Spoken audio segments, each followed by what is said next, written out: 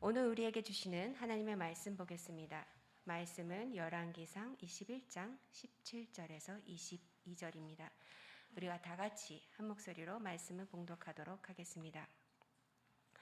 여호와의 말씀이 디셉 사람 엘리야에게 임하여 이르시되 너는 일어나 내려가서 사마리아에 있는 이스라엘의 아합 왕을 만나라.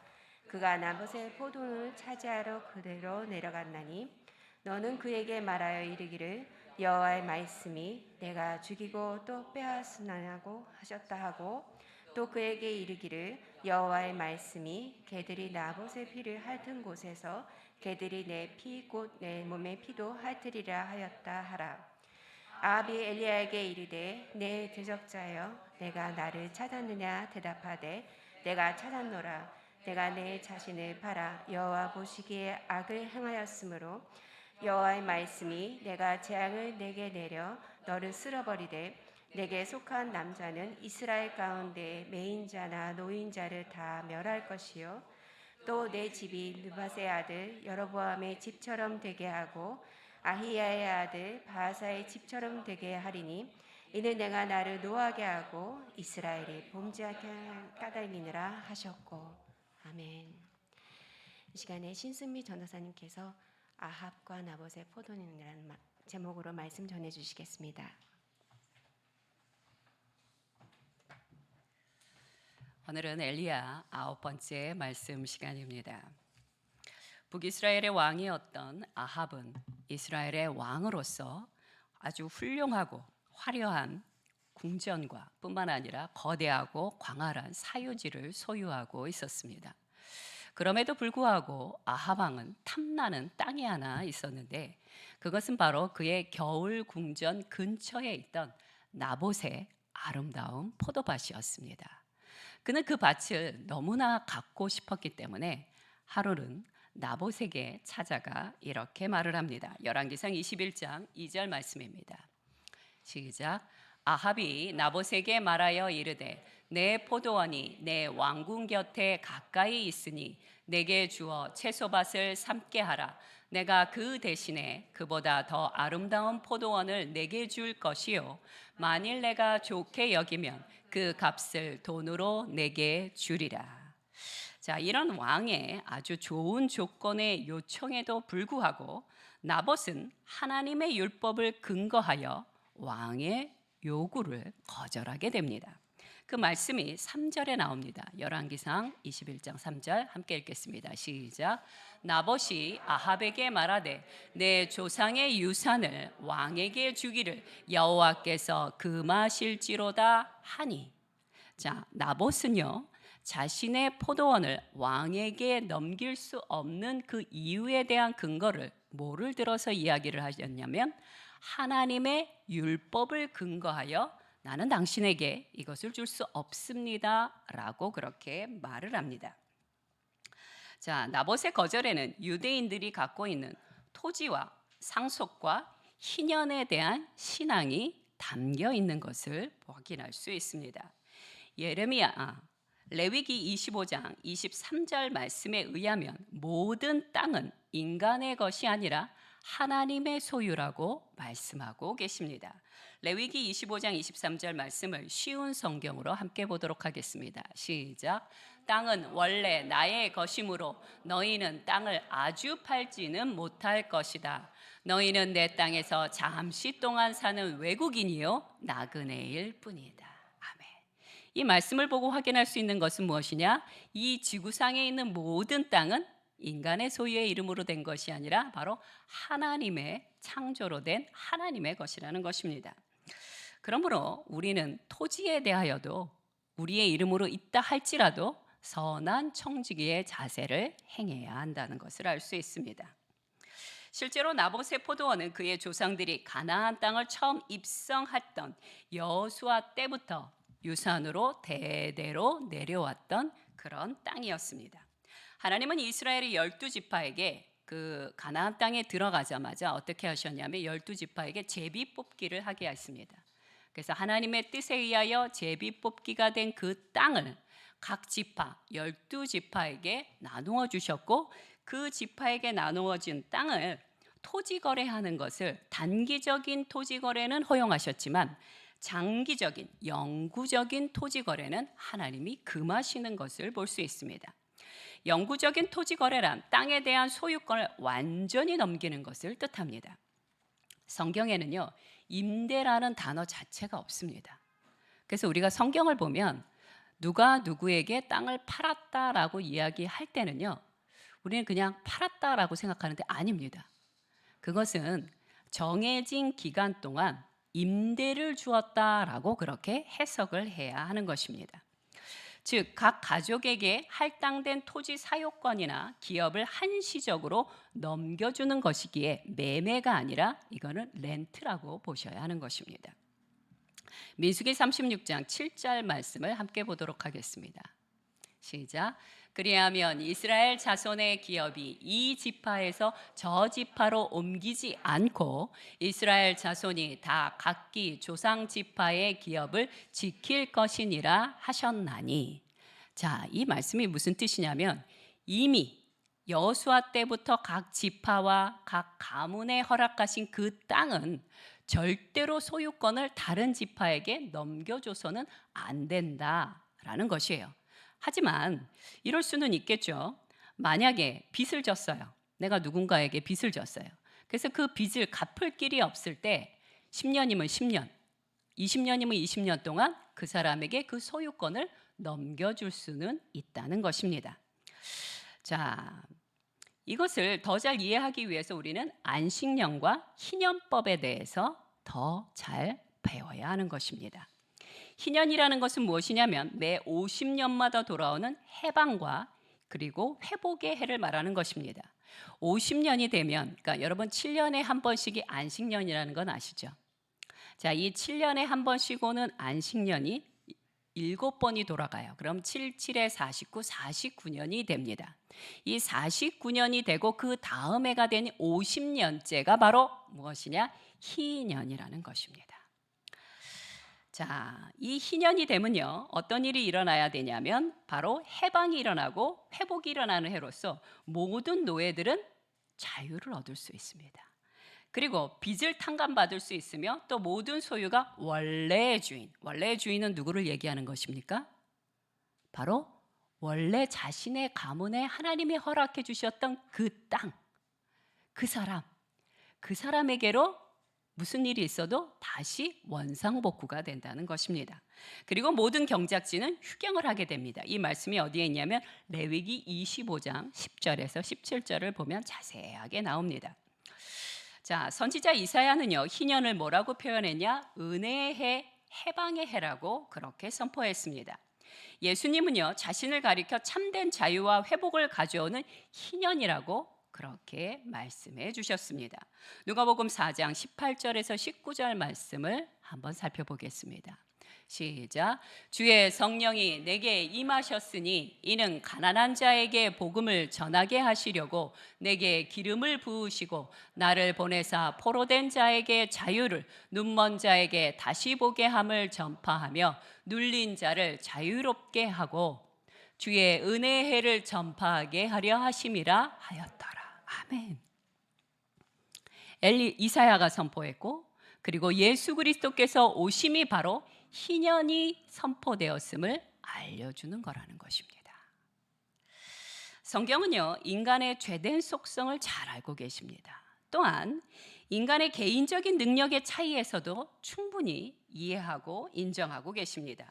그러므로 안식년과 희년 제도를 통해 가난한 자들에게, 빚진 자들에게, 노예된 자들에게 다시 한번 회복할 수 있는 기회를 주시는 것이며 또한 부유한 자들이 토지 소유에 대한 제한을 두게 합니다. 너무 많은 토지를 갖지 않도록요. 그렇게 함으로 무엇을 이루고자 하셨냐? 경제적인 양극화. 여러분, 양극화라는 말 많이 들어보셨을 거예요. 부자는 더 부자가 되고 가난한 자는 끊임없이 가난하게 되는 것을 바로 경제적인 양극화라고 하는데요. 성경은 이미 오래전부터 이런 경제적 양극화가 나타나지 않도록 율법으로 규정해 놓으셨다는 것이에요. 아무리 가난한 자라도 50년만 버티면 나는 지금 가난할지라도 내 자녀들만큼은 50년이 되면 다시 기회를 얻을 거라는 그 소망으로 살 수 있게 하는 것이 무엇이냐? 바로 희년제도라는 것이에요. 그러니 하나님의 율법과 말씀에 근거한다면 나봇의 포도원은요, 그저 개인의 것이 아니라는 것이에요. 비록 나봇이 그 포도원의 대표 명의로 되어 있기는 하지만, 그러나 그것은 가문 전체의 과거와 현재와 미래의 후손들에게 물려줘야 될 한 가문의 기업이라는 것입니다. 바로 이런 의미에서 성경에서 기업이라는 말이 자주 등장하는 것입니다. 이것은 한 가문에 하나님이 허락하신 기업이기 때문에 타인에게 토지를 팔거나 양도하거나 교환할 권리가 없다고 말하는 것이 공의롭고 옳은 말이었다는 것이에요. 그러나 나봇의 이 조용하고도 단호한 거절은요, 아합 왕의 자존심과 기분을 상하게 만들게 됩니다. 아합의 기분이 상했다 할지라도요, 아합은 아무 말도 할 수 없었고 나봇에 대하여 어떤 조치도 취할 수가 없었습니다. 이유가 있습니다. 이스라엘에서는요, 왕의 권한보다 하나님의 말씀과 율법이 우선이었기 때문에 아합은 아무 말도 할 수 없었던 겁니다. 자, 아합은요, 갖고 싶은 것을 갖지 못하자 땡깡이 난 어린아이처럼 식음을 전폐하고 들어 눕게 됩니다. 이 소식을 듣게 된 아합의 부인이었던 이세벨 여왕이 드디어 성경의 전면에 등장하게 됩니다. 그 악명 높은 이세벨 여왕이 나타납니다. 이세벨 여왕은 남편을 찾아와서 이렇게 호언장담합니다. 왕이시여, 내가 나봇의 포도원을 가져다가 당신에게 주겠습니다. 그러니 당신은 즐거운 마음으로 음식을 드십시오. 라고 그렇게 장담을 합니다. 이세벨은요, 직접적으로 모세의 율법에 정면 대결하지 않으면서도 나봇의 포도원을 빼앗을 수 있는 계략을 꾸미게 됩니다. 어떤 계략을 꾸몄냐면요, 먼저 나봇이 살고 있는 성의 귀인들과 장로들에게 편지를 보냅니다. 왕의 이름으로 편지를 보내는 거예요. 그 다음에 그 성에 살고 있는 모든 사람들에게 금식을 선포합니다. 왜 금식을 선포했을까요? 지금 이 편지에 담고 있는 내용이 얼마나 중요한지를 알려주기 위해서 모든 백성, 그 성에 있는 모든 사람들로 하여금 금식을 선포하게 하는 것입니다. 그런 다음에 금식을 선포하게 한 다음에 큰 무리를 지어 그 성에 있는 사람들을 한 곳에 모이게 해요. 그 다음에 그 중에 유독 나봇을 사람들 중에 가장 높은 자리에 세우라고 말합니다. 그리고 나봇이 높은 자리에 올라서 모든 사람들의 시선을 받게 되는 바로 그 순간에 불량한 사람 2사람을 보내어 거짓 증언을 하게 만듭니다. 어떤 거짓 증언이었냐면 이런 거짓 증언이었어요. 저 나봇이 하나님과 왕을 저주했다 라고 말하게 하는 것이에요. 여러분, 고대 시대에, 고대 사회에서 저주라는 것은 무엇이냐면 그 말이 반드시 이루어진다는 것이에요. 만약 2명의 거짓 증언자들이 나봇에 대하여 이렇게 거짓 증언을 하게 되면 많이 모였던 군중들이 어떻게 될까요? 분노하면서 그들이 자발적으로, 충동적으로 나봇을 죽이게 한다는 것이 이세벨의 계략이었던 것입니다. 이세벨의 이러한 사악한 계략은요, 정확하게 진행이 됩니다. 그리고 불쌍한 나봇은 백성들의 돌에 맞아 죽음을 당하게 되고요. 그 다음에 열왕기하 9장 26절의 말씀에 보면 나봇의 아들들까지 그날 살해를 당했다라고 성경은 기록하고 있습니다. 나봇이 이렇게 다 죽게 되고 그의 아들도 다 죽임을 당하게 되자 아합 왕은 손쉽게 나봇의 포도원을 취할 수 있게 됩니다. 왜 취할 수 있게 되냐면요, 히브리 율법에 의하면 사형된 범죄자의 땅은 모두 왕에게 귀속된다라는 법이 있기 때문입니다. 와, 대단하지 않습니까? 무고한 나봇과 그의 아들들은 억울한 죽임을 당했고 탐욕스러운 왕과 사악한 왕비는 하나님의 율법을 조롱거리로 만든 것입니다.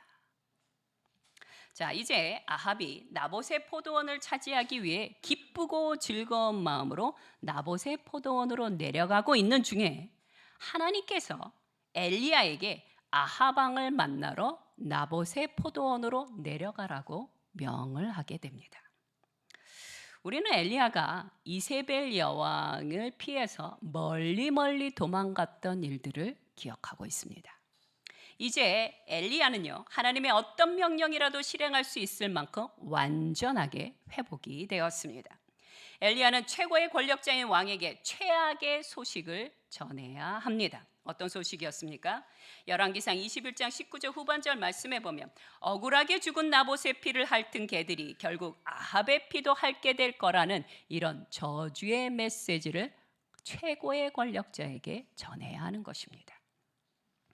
자, 아합 왕은요, 엘리야를 만나자마자 조롱하듯이 이렇게 말합니다. 21장 20절에 내 대적자여 네가 나를 찾았느냐? 이렇게 조롱합니다. 엘리야는 아합 왕에게 엄숙하고 단호하게 하나님의 메시지를 전했어요. 첫 번째 메시지는 무엇입니까? 아합 왕과 그의 가문에 속한 모든 남자, 그 집에 있었거나 그 집에서 나갔거나 어쨌든 그와 관계됐던 모든 남자들은 모두 다 멸절될 것에 대해서 선포를 합니다. 두 번째 말하는 것은 무엇이냐? 이세벨 여왕의 죽음에 대해서 전하게 됩니다. 23절 말씀, 열왕기상 21장 23절 말씀 함께 읽도록 하겠습니다. 시작. 이세벨에게 대하여도 여호와께서 말씀하여 이르시되 개들이 이스라엘 성읍 곁에서 이세벨을 먹을지라. 자, 고대 사회에서 개들은요, 도시의 쓰레기를 먹는 존재였고 새들이 나올 때는 새들은 시골의 쓰레기를 먹는 존재로 그렇게 인식하고 있었습니다. 즉 율법을 거역하고 나봇의 포도원을 빼앗은 거만한 왕과 가족들이 쓰레기처럼 개와 새의 먹이가 될 거라는 처참한 표현을 한 것이 바로 이런 묘사인 것입니다. 자, 엘리야의 이 엄청난 예언을 듣자마자 아합의 마음이 촛물처럼 녹게 됩니다. 그의 마음이 촛물처럼 녹으면서 겸손히 자신을 낮추기 시작합니다. 이건 누구도 예상치 못한 행동입니다. 말씀을 볼까요? 21장 27절 말씀입니다. 시작. 아합이 이 모든 말씀을 들을 때 그의 옷을 찢고 굵은 배로 몸을 동이고 금식하고 굵은 배에 누우며 또 풀이 죽어 다니더라. 여러분, 아합이 얼마나 제멋대로였습니까? 또 그는 얼마나 탐욕스러운 왕이었습니까? 그런데 그가 굵은 베옷을 입고 금식을 하고 있습니다. 오랜 세월 어둠 속을 헤매던 아합이 드디어 살아계신 하나님을 깨닫게 된 것입니다. 그리고 그 하나님 앞에서 겸손한 태도로 회개의 모습을 보이고 있습니다. 여러분, 겸손은 신앙인에게 있어서 정말 중요한 덕목입니다. 겸손에는 어떤 힘이 있냐면요, 겸손은 사단의 지배를 받던 사람들 안에 있는 교만과 거짓의 뿌리를 제거하는 능력이 있습니다. 그러므로 성경은 끊임없이 우리를 향하여 겸손하라고 명하고 계시는 것입니다. 내가 어둠 때문에, 내가 혼돈 때문에 내가 무엇을 해야 될지 모르신다면 여러분은 하나님 앞에 겸손한 태도로 무릎을 조아려야 합니다. 그렇게 될 때 내가 헤매고 있는 것이 무엇인지, 내가 놓치고 있는 것이 무엇인지, 내가 잃어버린 것이 무엇인지 주께서 우리로 깨닫게 하신다는 것입니다. 아멘. 하나님은요, 어리석고 악한 왕 아합의 회개를 멸시하지 않으십니다. 그의 겸비함 덕분에 그 집안에 내리기로 했던 그 저주가 아합의 아들에게로 잠시 미뤄지게 됩니다. 하나님은요, 작은 기회만 있어도 기다려주시고 은혜를 베풀기를 원하십니다. 말씀을 함께 보겠습니다. 베드로후서 3장 9절 말씀입니다. 시작. 주의 약속은 어떤 이들이 더디다고 생각하는 것 같이 더딘 것이 아니라 오직 주께서는 너희를 대하여 오래 참으사 아무도 멸망하지 아니하고 다 회개하기에 이르기를 원하시느니라. 아멘. 사람인 우리 눈에 보기엔 저 사람 왜 도대체 내버려 두시는 거지? 저 나라는 왜 내버려 두시는 거지? 이해가 안 갈 때가 많습니다. 그러나 그것은 은혜와 긍휼이 없는 우리의 판단이고요. 인애와 인내하심과 사랑이 많으신 하나님께서는 우리와 완전히 다르시다는 것입니다. 우리는요, 성경에서 이야기하는 자유라는 단어를 이제 새롭게 인식해야 합니다. 레위기 25장 10절에는요, 희년이 말하고 있는 자유에 대해서 다음과 같이 정확하게 말씀하십니다. 이 말씀을 주목하여 함께 읽어보도록 하겠습니다. 레위기 25장 10절 말씀입니다. 시작.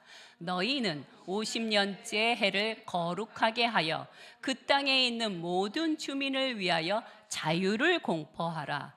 이 해는 너희에게 희년이니 너희는 각각 자기의 소유주로 돌아가며 각각 자기의 가족에게로 돌아갈지며.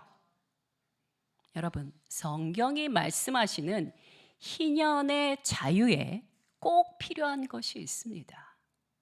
그것이 무엇입니까? 돌아갈 소유지와 기업이 있어야 한다는 것이에요. 돌아갈 소유지와 기업이 없는 사람은 희년이 선포되어도 진정한 자유자가 아니라는 것이에요. 그런 말씀이 있었나요? 여러분, 새롭지 않습니까? 성경은요, 물질적인 것과 영적인 것을 딱 분리하여 이원론적으로 말씀하신 적이 한 번도 없습니다. 그런데 우리는 어떤 사람들은 너무 물질적으로 가고 어떤 사람들은 너무 영적인 것만 추구하면서 물질적인 것 하찮고 별거 아닌 것처럼 여깁니다. 이것을 가리켜 성경은 좌로나 우로나 치우친다고 말씀하십니다. 성경은요, 물질적인 것도 그리고 영적인 것도 귀하게 보십니다. 예수 그리스도는 하나님이셨습니다. 그러나 그분도 우리를 구원하시기 위하여 이 땅에 오실 때 어떻게 오셨습니까? 영으로 오셨습니까? 아닙니다. 육체를 입으사 이 땅 가운데 오셔서 인간으로 사셨고 십자가에 죽으사 우리를 구원해 주셨습니다. 그런데 어째서 원래 인간이었던 우리가 우리의 육체와 우리의 하나님이 허락하신 물질에 대하여 하찮게 여기려고 하십니까? 이 세상을 살면서 자신만의 기업과 소유가 없는 자유란 의미가 없는 것입니다. 여러분, 아브라함 링컨을 아시죠? 아브라함 링컨은요, 노예 해방을 선포하면서 노예들에게 자유를 주면서 무엇을 이야기했냐, 이렇게 얘기했습니다. 모든 가족들, 그러니까 노예의 그 가족 단위로 가족이 토지 40에어커, 우리의 단위로 한다면 49,000평과 노새 한 마리를 받아야 한다고 구체적으로 명시를 했었습니다. 남북 전쟁은요, 단지 인간의 인권과 자유만을 위해 벌어진 전쟁이 아니었다는 것을 말하려고 하는 것입니다. 토지의 소유권을 두고 벌어진 전쟁이 무엇이었냐? 남북 전쟁이라는 것이에요. 흑인들에게 자유만 주겠다고 말해선 진정한 자유가 되지 않습니다. 그들이 자유를 얻을 때 그들이 경작할 수 있는 땅, 그들에게 마땅히 대대로 물려줄 수 있는 기업, 그것도 함께 주어야 그들이 진정한 자유를 누리게 되는 것입니다. 나봇이 자신의 포도원을 지킴으로 하나님의 말씀에 순종하려고 했듯이 우리도 하나님께서 장차 주실 기업을 얻기 위해 찾아야 되고 기도해야 하며 수고해야 하는 것이 마땅한 일입니다. 저는요, 이 말씀을 언제 듣게 되었냐면 대학교 4학년 때 들었습니다. 그때 저는요, 하나님께 헌신하는 일에 완전히 몰입해 있었기 때문에 모든 소유를 다 버리고 하나님 앞에 헌신하는 일에 내 모든 마음이 달려가고 있었습니다. 그런데 이 말씀을 예수원에 계시는 토레 신부님을 통해서 직접 들었습니다. 저는 그날 아침이 지금도 생생하게 기억이 납니다. 성경에 저런 말이 있었나? 와, 저런 말씀이 있었구나. 그때 토레 신부님이 저에게만 얘기하신 건 아니에요. 앉아있던 모든 사람들에게 이렇게 얘기하셨습니다. 여러분, 악한 사람들이 하나님의 땅을 악하게 사용하고 있습니다. 그것을 우리 믿는 신실한 신앙인들이 소유함으로 가난한 이들과 여러분의 자손을 위하여 사용할 줄 알아야 합니다. 그 문장을 정확하게 기억하지는 못하지만 이런 말씀이었습니다. 저는 그 말씀을 아멘으로 받아들였습니다. 그리고 그때부터 기억이 날 때마다 기도했습니다. 하나님, 하나님의 존귀한 땅을 악인들의 손에 붙이지 마시고 하나님의 의인들의 손에 붙여주시옵소서. 그리하여 그 땅을 통하여 하나님의 나라가 완성되는 것을 보게 하여 주시옵소서. 그 거룩한 땅을 통하여 가난한 자가 자유를 얻으며 가난한 자가 하나님의 축복을 누리는 것을 우리로 보게 하여 주옵소서. 우리 중에 이미 기업을 얻으신 분이 있으시다면 그분께서는 주께서 줄로 재어지은 구역을 더 아름다운 포도원으로 가꾸기 위해 땀 흘리는 선한 청지기가 되시기를 소원합니다. 함께 말씀을 보기를 원합니다. 시편 116편 5절에서 6절까지의 말씀입니다. 시작. 여호와는 나의 산업과 나의 잔의 소득이시니 나의 분깃을 지키시나이다. 6절 말씀. 내게 줄로 재워준 구역은 아름다운 곳에 있으며 나의 기업이 실로 아름답도다. 아멘. 함께 기도하겠습니다.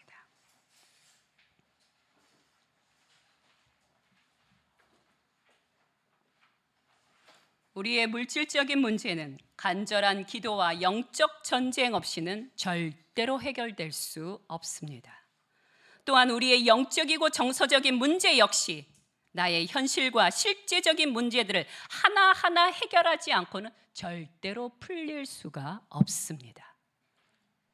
우리의 영도, 우리의 마음도, 그리고 우리의 육체도, 내 주변에 있는 모든 물질과 소유된 땅도 하나님이 우리를 위하여 허락하신 축복입니다. 더 이상 여러 가지 말로 회피하거나 변명하지 마시고 나봇처럼 엘리야처럼 담대히 여러분의 문제를 직시하고 기도하고 해결해 나가는 진정한 자유인이 되기를 위하여 이 시간 간구하시기 바랍니다. 함께 기도하겠습니다.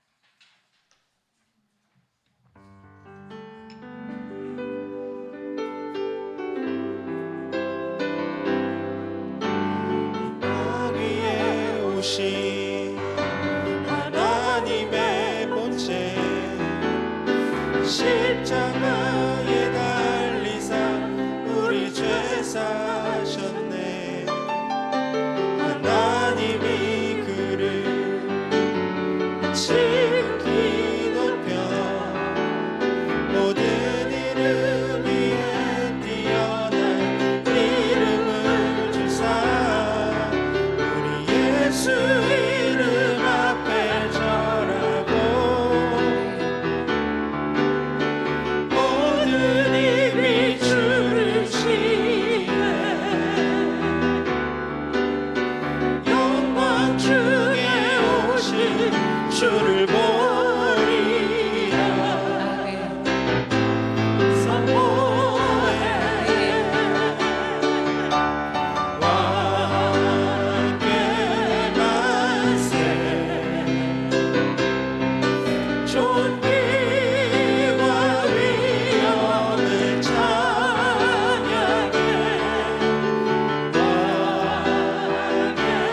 왕께 만세 주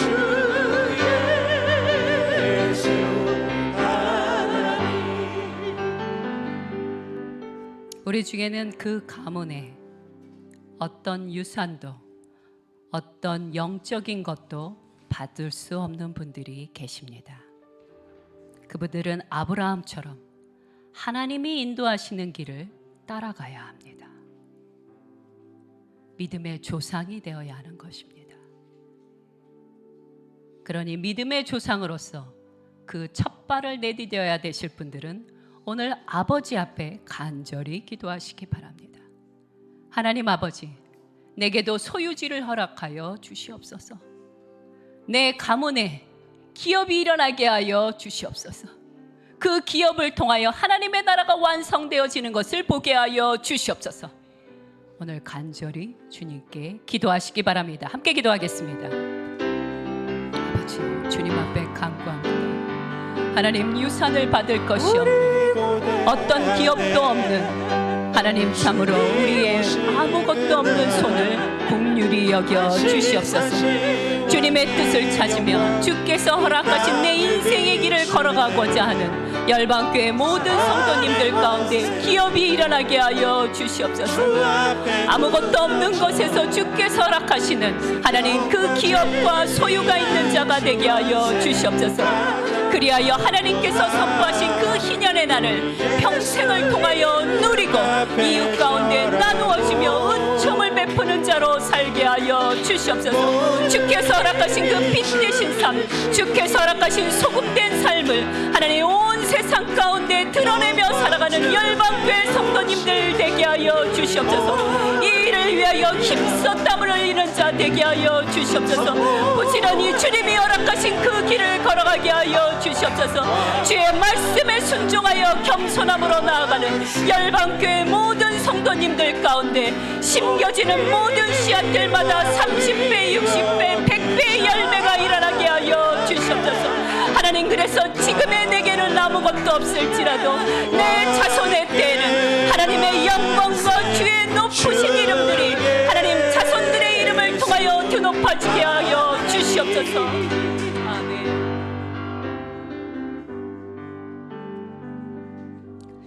하나님 아버지, 주께서 십자가의 죽으심으로 허락하신 희년의 기쁨과 자유를 우리의 온 일생을 통하여 누리며 살게 하여 주시옵소서.